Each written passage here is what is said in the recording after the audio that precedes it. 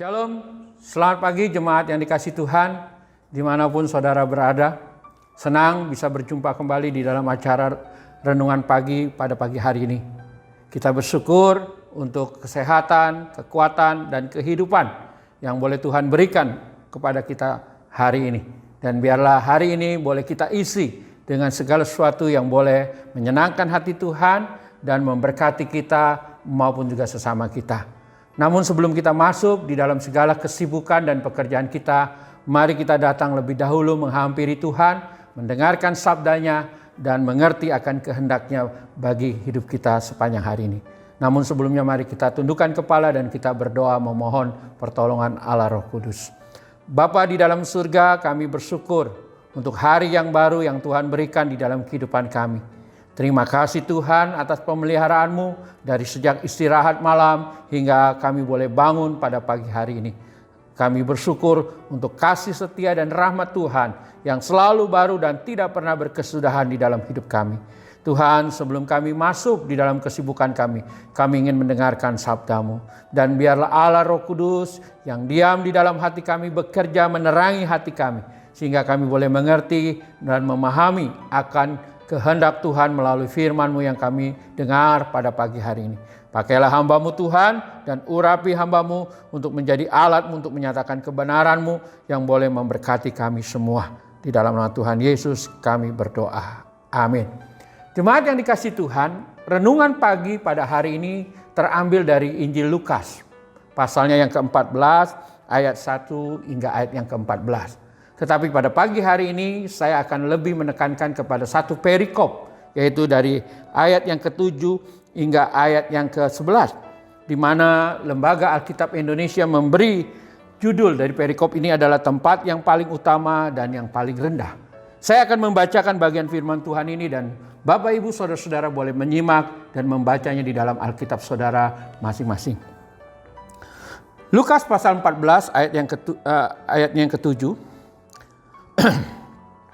Karena Yesus melihat bahwa tamu-tamu berusaha menduduki tempat-tempat kehormatan, Ia mengatakan perumpamaan ini kepada mereka.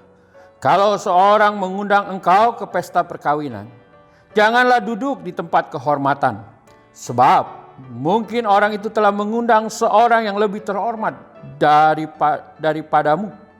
Supaya orang itu yang mengundang engkau dan dia jangan datang dan berkata kepadamu, berilah tempat ini kepada orang itu.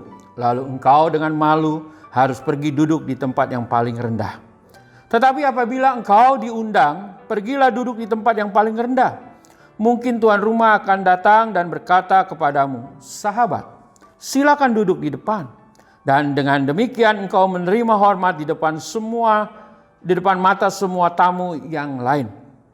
Sebab barang siapa meninggikan diri, ia akan direndahkan, dan barang siapa merendahkan diri, ia akan ditinggikan. Demikian pembacaan firman Tuhan pada pagi hari ini. Berbahagialah kita yang mendengar dan melakukannya.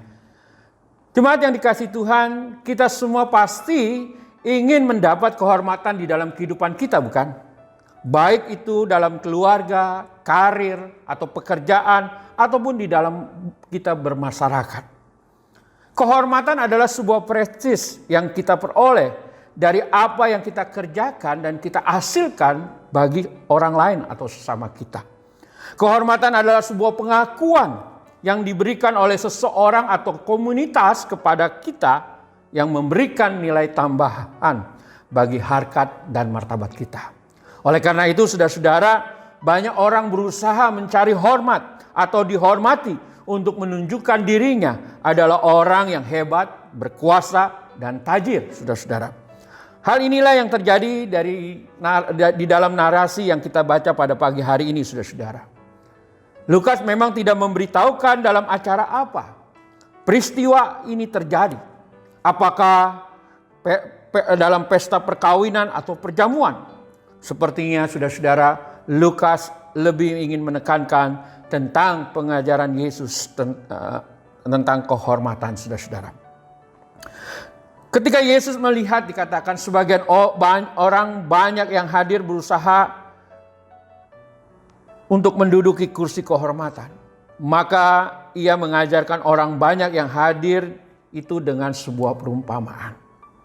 Perumpamaan adalah salah satu metode mengajar yang Yesus pakai untuk mengajar para pengikutnya, para pendengarnya. Oleh karena cara ini adalah sangat umum dan mudah dimengerti serta nyaman untuk didengar, saudara-saudara.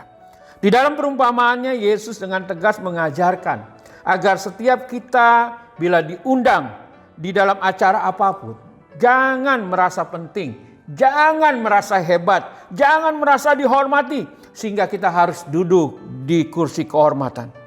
Sebab orang yang mengundang kita sudah mempunyai pilihan siapa yang harus duduk di kursi kehormatan. Hal inilah yang dikatakan Yesus agar kita tidak menjadi malu, saudara-saudara. Namun saudara-saudara, yang menjadi inti daripada ajaran Yesus dalam perumpamaan ini adalah di dalam ayat yang ke-11. Ya, sebab barang siapa meninggikan diri, ia akan direndahkan. Dan barang siapa yang merendahkan diri, ia akan ditinggikan. Ya, saudara-saudara, di dalam ayatnya yang ke-11 dikatakan di situ, saudara-saudara. Jemaat yang dikasihi Tuhan, Tuhan membenci orang yang sombong, orang yang tinggi hati dan arogan. Sebaliknya, Tuhan mengasihi orang yang rendah hati, saudara-saudara. Hal ini juga yang Tuhan ajarkan kepada kita, saudara-saudara, melalui cerita tentang orang Farisi dan orang pemungut cukai ketika mereka datang berdoa di rumah Tuhan. Orang Farisi dengan segala kesombongannya, pembenaran dirinya, dengan bangga dia menaikkan doa-doanya. Tetapi pemungut cukai yang merasa dirinya adalah orang berdosa, dengan segala kerendahan hatinya, dia berdoa dengan tidak berani menghadap kepada Tuhan. Bahkan dengan permohonan yang sangat besar dan memohon pengampunan kepada Tuhan. Dan di mana dikatakan di situ, saudara-saudara, apa yang dikatakan Tuhan? Doa mana yang berkenan di hadapan Tuhan? Maka dikatakan, ya, doa yang dipanjatkan oleh pemungut cukai yang berdosa daripada orang Farisi yang merasa benar dan suci, itulah yang dikenan oleh Tuhan. Kesombongan, saudara-saudara, adalah karakter si jahat. Karena kesombongannya maka iblis atau si jahat itu dilemparkan oleh Allah ke bumi, saudara-saudara. Karena itu Tuhan benci orang yang sombong dan yang merasa dirinya hebat dan layak dihormati. Inilah yang disebut dengan gila hormat atau pujian, saudara-saudara. Pada bagian lain, saudara-saudara, Tuhan Yesus juga mengajarkan bila kita ingin orang lain menghormati kita, maka kita harus menghormati orang lain lebih dahulu. Itulah yang dikenal dengan Golden Rule, di mana Tuhan mengajarkan kepada kita, jikalau kita mau dihormati, maka kita harus lebih dulu menghormati orang lain. Dan juga Rasul Paulus kepada jemaat di Roma mengatakan, berilah tempat kepada mereka yang layak dihormati. Kehormatan bukan kita cari, tapi diberikan oleh orang lain. Karena orang lain merasa saudara dan saya berhak untuk menerima hormat. Tetapi kalau kita mencari hormat, itu namanya kita mencari pujian atau gila hormat, padahal mungkin kita tidak layak untuk dihormati. Dan Tuhan juga sudah memberikan teladan kepada kita, saudara-saudara, di mana Tuhan merendahkan dirinya, ya, ketika datang ke dalam dunia, bahkan dia mengambil rupa seorang hamba dan yang dan mati di atas kayu salib. Dan akhirnya Bapa memuliakan dia, nama di atas segala nama. Yaitu saudara bisa baca dalam Filipi 2 ayat 8 sampai ayat yang ke-11. Demikian juga hendaknya saudara dan saya sebagai anak-anaknya. Janganlah kita mencari pujian diri, tetapi biarlah Tuhan yang memuji kita, saudara-saudara. Sebab ketika saudara dan saya mencari pujian dan tidak mendapatinya, maka kita akan kecewa. Kita akan mundur, kita menjadi marah, baik kepada Tuhan maupun juga kepada orang lain, saudara-saudara. Tetapi saudara-saudara, kalau kita melayani Tuhan, kita bekerja dengan sungguh-sungguh untuk menyenangkan baik Tuhan yang kita layani ataupun bos di mana kita bekerja, maka saudara-saudara, ya, Tuhan akan menghormati, Tuhan akan berkenan, Tuhan akan melayakkan saudara dan saya. Demikian juga di dalam pekerjaan dan usaha kita. Apa yang saudara dan saya cari saat ini? Apakah kita mencari pujian dan hormatkah? Atau kita mau menyenangkan baik Tuhan di dalam pelayanan kita maupun juga sesama kita di dalam pergaulan ataupun di dalam pekerjaan dan usaha kita. Sehingga dengan demikian saudara dan saya mendapat hormat dan pujian oleh karena apa yang saudara dan saya telah lakukan dan perbuat. Ingat saudaraku, Tuhan membenci orang yang sombong, orang yang tinggi hati, tetapi Dia mengasihi orang yang rendah hati. Orang yang tinggi hati akan direndahkan, tetapi orang yang rendah akan ditinggikan. Tuhan memberikan hormat kepada mereka yang layak untuk menerima, yaitu mereka yang merendahkan dirinya dan memiliki kerendahan hatinya. Maka Tuhan akan meninggikan dan memberikan tempat yang terbaik baginya. Oleh karena itu Bapak Ibu dan jemaat sekalian, mari kita lakukan apa yang menjadi tugas dan tanggung jawab kita dengan baik dan benar. Biar segala sesuatu yang kita lakukan semuanya untuk menyenangkan hati Tuhan. Kita bekerja untuk Tuhan, bukan untuk manusia. Maka ketika kita melakukan dengan baik dan benar, Tuhan senang, Tuhan berkenan, maka manusia akan menghormati kita.